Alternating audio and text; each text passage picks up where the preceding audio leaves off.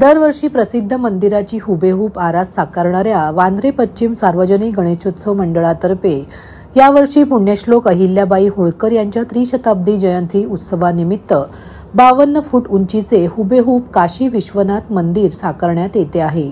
शिवाय राज्य महोत्सव म्हणून विविध उपक्रम या मंडळातर्फे राबविण्यात येणार आहेत।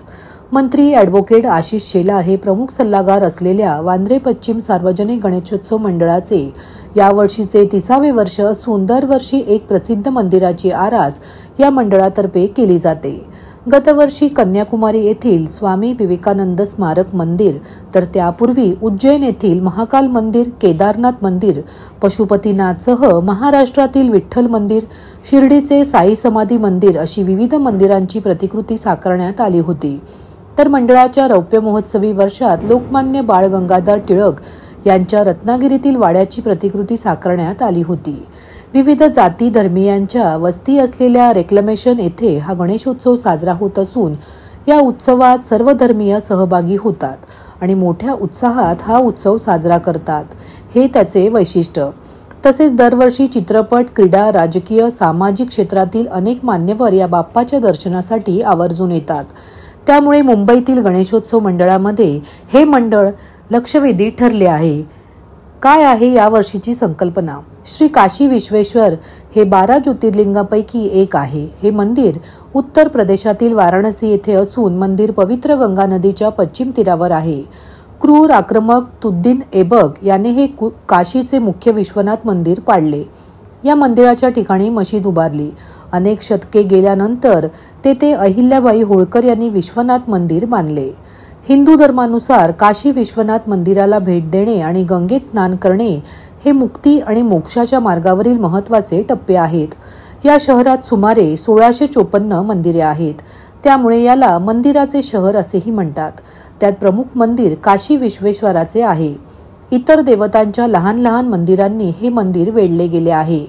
उत्तर भारतातील मंदिराप्रमाणेच काशी विश्वनाथ मंदिरही नागर शैलीत बांधण्यात आले आहे। मंदिराच्या गर्भगृहाच्या ईशान्य कोपऱ्यात काशी विश्वनाथांची मुख्य शिवपिंडी आहे। त्यावर गंगाजल व बिल्वपत्रे वाहण्यात येतात। ते काळ्या पाषाणाचे व सोन्या चांदीचे मडविले आहे। त्याच मंदिराची हुबेहूब प्रतिकृती वांद्रे येथे साकारण्यात आली आहे। मंदिराचा कळस, वैशिष्ट्यपूर्ण असलेले खांब, विश्वेश्वराची पिंड या सगळ्यांची हुबेहूब प्रतिकृती साकारली जाणार आहे। यासोबत या संपूर्ण परिसरात दिव्यांची खास रोषणाई करण्यात आली असून तरुणाईसाठी ही रोषणाई खास आकर्षण ठरणार आहे। दरवर्षी मंदिर आणि ही रोषणाई पाहण्यासाठी मोठी गर्दी होते। तसेच याही वर्षीची आरास गणेश भक्तांना नक्की आवडेल असा विश्वास मंडळाचे अध्यक्ष जितेंद्र राऊत यांनी व्यक्त केला आहे। दरम्यान राज्य शासनातर्फे गणेशोत्सव राज्य महोत्सव म्हणून साजरा करण्यात येणार आहे। त्यानुसार छत्रपती शिवाजी महाराज यांच्या ज्या 12 गडकिल्ले यांना जागतिक युनेस्कोचा दर्जा मिळाला, त्या निमित्ताने या किल्ल्यांचे प्रदर्शन, ऑपरेशन सिंदूर आणि स्वदेशी याबाबतही जनजागृती करण्यात या मंडळाचा पुढाकार राहणार आहे। वांद्रे पश्चिम सार्वजनिक गणेशोत्सव मंडळाच्या परंपरागत गेल्या 28-30 वर्ष आम्ही उत्साहाने साजरा करणाऱ्या गणेशाच्या दर्शनाला आपण दरवर्षी येताच माझा हात जोडून आग्रहाचं निमंत्रण आहे। यावेळेचा देखावाही अतिशय सुंदर, आपल्याला भावेल, आवडेल। आपल्या प्रथा परंपरा, आपल्या महाराष्ट्रातल्या मातीतून जन्मलेल्या महान विभूतांच्या कार्याला वंदन करणारा असा हा देखावा प्रत्यक्षामध्ये आपण त्या ठिकाणी बनारस वाराणसीचा घाट उभा करतो, काशी विश्वेश्वराचं मंदिर उभं करतो, गणरायाचं दर्शन सुद्धा आपल्याला मिळणार आहे। आणि म्हणून नक्की या, मी स्वतः आपल्या सगळ्यांचं स्वागत त्या ठिकाणी करायला इच्छुक आहे। आपल्या सगळ्यांचंच मनापासून स्वागत आहे। धन्यवाद।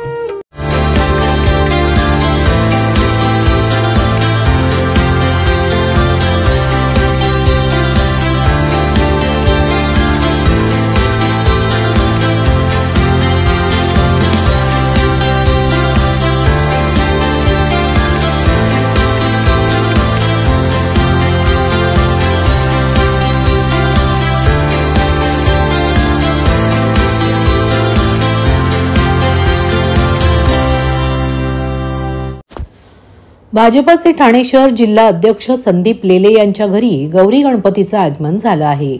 गेल्या 150 वर्षापासून सुरू असलेल्या या उत्सवाची परंपरा जोपासली आहे। कुटुंबातील सदस्य एकत्र येऊन बाप्पाची सेवा करत असतात। बाप्पाचं आगमन झाल्यानंतर काल या ठिकाणी खड्यांच्या गौराईचं देखील आगमन करण्यात आलं आहे।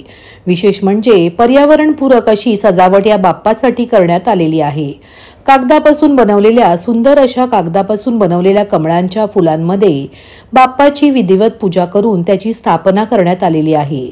त्याचबरोबर सोबतच या ठिकाणी मोरांचा देखावा साकारत पूर्णतः पर्यावरणपूरक असा देखावा या ठिकाणी लेले कुटुंबातील सदस्यांनी साकारला आहे। अनेक राजकीय मंडळी, आप्तेष्ट मंडळी या ठिकाणी उपस्थित राहून बाप्पाचे दर्शन घेत आहेत। भाजपाच्या माजी नगरसेविका मृणाल पेंडसे, भरत अनिखिंडी, सुजय पत्की, विकी टिकमानी, अशोक जग्यासी, विशाल वाघ त्याचबरोबर अनेक मान्यवरांनी येथे उपस्थित राहून बाप्पाचे दर्शन घेतले। तर अधिक माहिती भाजपाचे ठाणे शहर जिल्हा अध्यक्ष संदीप लेले यांनी दिली आहे। 25 ते 26 वर्ष ठाणे शहरातली माझ्या या घरामध्ये ठाणे ईस्ट पासून तिथपर्यंत आम्ही गौरी गणपतीचा उत्सव साजरा करतो। मूळचे आम्ही कोकणातले असल्यामुळे देवगड तालुक्यातील जवळपास 150 वर्ष ही परंपरा आमच्या घरात चालू आहे। त्यातल्यापैकी 125 वर्ष देवगड तालुक्यातील विजयदुर्ग भागातील मुटाट गावी आम्ही हा 125 वर्ष हा उत्सव 2-3 पिढ्यांनी केला। त्याच्यानंतर माझ्या विवाहानंतर मी हा गणपती उत्सव हा ठाण्यातल्या माझ्या विवाहस्थानी घरात चालू केलाय। एकूण 150 वर्ष 25 वर्ष आम्ही ठाण्यात हा उत्सव करतोय, गावी जाणं येणं शक्य नसल्यामुळे। आणि गौरी गणपतीचा उत्सव असतो। गौरी देखील अशा खड्याच्या येतात आणि त्यांचं काल आगमन झालं। आज त्यांचं गौरीचं भोजन आहे, उद्या विसर्जन आहे। गौरी सोबत आम्ही विसर्जन करणार आणि घरामध्ये सर्व पाहुणे मंडळी येतात, नातेवाईक, आणि विधिवत पूजा करून गणेशोत्सव अत्यंत आनंदात, उत्साहात आणि मनोभावे आम्ही साजरा करत असतो। आणि गणरायाचं हे दैवत हे समस्त हिंदू धर्मियांना, भारतवासियांसाठीच काय तर जगातल्या लोकांसाठी ते एक आराध्य दैवत आहे। आणि विशेषतः कोकण विभागामध्ये आणि कोकणातल्या लोकांमध्ये गणपतीच्या पूजेचं खूपच गांभीर्य आणि महत्व आहे। त्या पद्धतीने आम्ही ते नेहमीच साजरा करतो। नागरिकांना आवाहन करण्यात येत आहे की सध्या डासांमार्फत पसरणाऱ्या डेंग्यू या आजाराचा प्रसार रोखण्यासाठी प्रत्येकाने पुढील प्रमाणे कार्यवाही करावी। डेंग्यू आजार एडिस इजिप्ती हा डास चावल्याने होतो। या डासांची पैदास साचलेल्या किंवा साचवलेल्या स्वच्छ पाण्यामध्ये होते। 8 दिवसांपेक्षा जास्त दिवस पाणी उघडे व साचून राहिल्यास त्यात डास अंडी घालतात। अंड्यांच्या अळ्या तयार होऊन पुढे डास तयार होतात। यासाठी आपल्या घरातील पाणी साठे, उदाहरणार्थ बॅरल्स, पिंपे, टाक्या, हौद, रांजणे इत्यादी दर आठवड्याला रिकामे करून घासून पुसून कोरडे करून पुन्हा भरावे। 1 दिवस कोरडा दिवस म्हणून पाळावा। पाणी साठ्यांना घट्ट झाकणे बसवावीत किंवा जुनी साडी, चादर, धोतर यांनी बांधून झाकून ठेवावीत, म्हणजे डास त्यात जाऊन अंडी घालणार नाहीत। घराच्या गच्चीवर, आजूबाजूला, अंगणात कोठेही पाणी साचू देऊ नये। भंगार सामान उघड्यावर टाकू नये, उदाहरणार्थ टायर्स, प्लास्टिक सामान, कुंड्या, टाकाऊ वस्तू इत्यादी। अशा सामानात पावसाचे पाणी साठून त्यात डेंग्यूच्या डासांची पैदास होते। घरातील कूलर्स, फ्रीजच्या पाठीमागील ट्रे हे देखील वेळोवेळी कोरडे करावेत। लक्षात ठेवा, नुसत्या फवारणीने डास घनता कमी होत नाही, तर त्यासाठी डास पैदास ठिकाणे नष्ट करणे ही आपल्या सर्वांची जबाबदारी आहे। कोणताही ताप अंगावर न काढता जवळच्या शासकीय रुग्णालयात मोफत औषधोपचार घ्या। अशा प्रकारे नागरिकांनी सहकार्य केल्यास डेंग्यूचा प्रसार रोखणे सहज शक्य आहे। ठाणे महापालिका क्षेत्रातील 5व्या दिवसाच्या गणेश मूर्तींचे विसर्जन रविवारी भक्तिमय वातावरणात संपन्न झाले। यावर्षी महापालिका क्षेत्रात 5 दिवसांच्या 8,984 गणेश मूर्तींचे विसर्जन झाले। त्यापैकी 4,811 मूर्ती शाडू मातीच्या तर 4,173 मूर्ती पीओपीच्या होत्या. पर्यावरणभिमुख गणेशोत्सवाची संकल्पना राबवून राज्यात पर्यावरणभिमुख गणेशोत्सवाचा आदर्श घालून देणाऱ्या ठाणे महापालिकेच्या पर्यायी गणेश विसर्जन व्यवस्थेअंतर्गत निर्माण करण्यात आलेल्या कृत्रिम तलावांमध्ये गणेश मूर्तींच्या विसर्जनाला भाविकांनी चांगला प्रतिसाद दिला. त्याचप्रमाणे महापालिकेच्या गणेश मूर्ती स्वीकृत केंद्रामध्ये प्राप्त झालेल्या एकूण 25 गणेश मूर्तींचे तसेच फिरत्या विसर्जन व्यवस्थेतील 62 गणेश मूर्तींचे विधिवत विसर्जन करण्यात आले.